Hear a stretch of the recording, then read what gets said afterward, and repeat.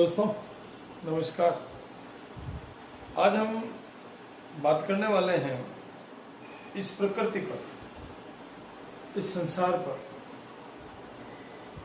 आज वैसे मेरे काफ़ी प्रिय बालकों के परीक्षा परिणाम आए हैं। बहुत अच्छा परिणाम आया, उनको उसकी बहुत बहुत बधाई। इस तरह के परिणाम को जिंदगी में आगे भी बनाए रखें। जिसको जितना मिला है उसको सहन करें, आगे बढ़ें, उन्नति करें और प्रतिशत या जो भी आपने सीखा है या और सीखना चाहते हैं उसके लिए और अधिक प्रयास करें।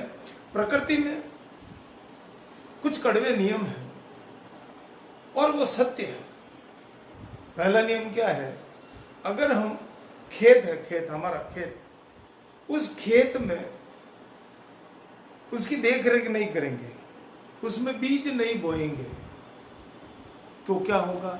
जो कुदरत है ना, कुदरत उसमें घास फूस बो देती है, मतलब उस जगह को नष्ट कर देती है। अगर आप देख रेख नहीं करोगे तो वो जगह धीरे धीरे बंजर हो जाएगी। इसलिए हमें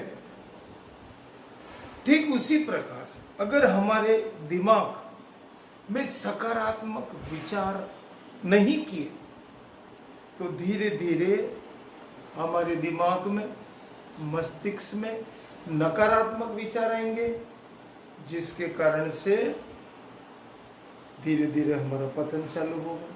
और आगे आप समझ गए क्या होने वाला है। जब पतन चालू होता है तो क्या होगा? इसलिए अपने मन को, कर्म को, वचन को शुद्ध करें, हरि स्मरण करें, भगवान का खूब आनंद से भजन करें, नई चीज सीखने की कोशिश करें, नए नए विचार लाए, बुक्स पढ़ें, कुछ न कुछ ऐसा नवीन कार्य करने की सोचें, ध्यान करें, भगवान की भक्ति में डूबें, या जिस काम को कर रहे हैं अपने कर्म क्षेत्र में अपने पूर्ण मनोयोग से उसमें डूबें। यह था पहला। दूसरा, जिसके पास जो होता है वही देगा।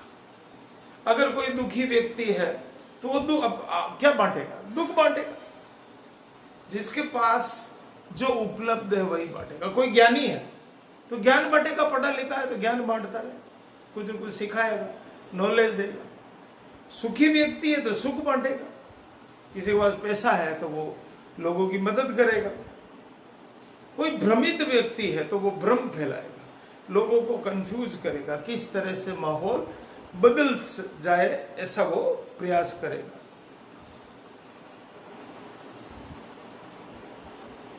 तीसरा जो नियम है प्रकृति का, जीवन में जो मिले, जितना भी मिले, जो भी मिले, उसमें संतुष्ट होना चाहिए। अगर आप उसको पचाना नहीं सीखें तो क्या होगा? भोजन अगर नहीं पचेगा तो व्यक्ति को रोगग्रस्त कर देगा, बीमार कर देगा, जिससे उसकी शारीरिक क्षमताएं नष्ट हो जाएगी। अगर पैसा है और वो नहीं पचेगा तो वो क्या करेगा? दिखावा करना चालू करेगा, इधर उधर दिखाएगा, कुछ न कुछ ऐसा काम करेगा जिससे वो श्रेष्ठ दिखे, वो कार्य करेगा। अगर किसी को कुछ बात कही और वो नहीं पचे, बात नहीं पचने पर उसकी आदत हो जाती चुगली करने की। कभी इसको कहा, कभी उसको कहा, चुगली करने की आदत हो जाती। और निंदा नहीं पचने पर क्या हो जाती? अगर आप किसी की निंदा कर दी, बुराई कर दी, आप इधर उधर करते हो, उसी तक वो बात पहुंच गई तो निंदा करने वाले से क्या होगी? आपस में उन व्यक्तियों में दुश्मनी बढ़ जाती। अगर कोई राज की बात अगर किसी को कह दे तो राज की बात जब कह देते हैं तो वो नहीं पचती है तो क्या होगा? खतरा बढ़ जाएगा, लड़ाई झगड़ा हो जाएगा।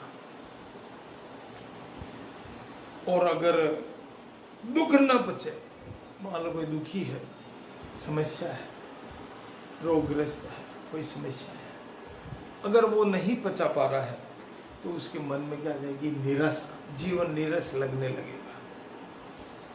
और सुख नहीं पचता है।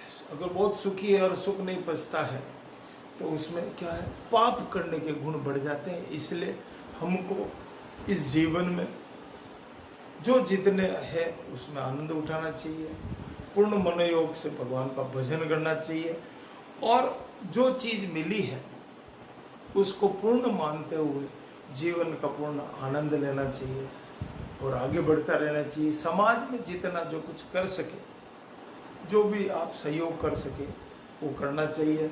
बहुत बहुत धन्यवाद।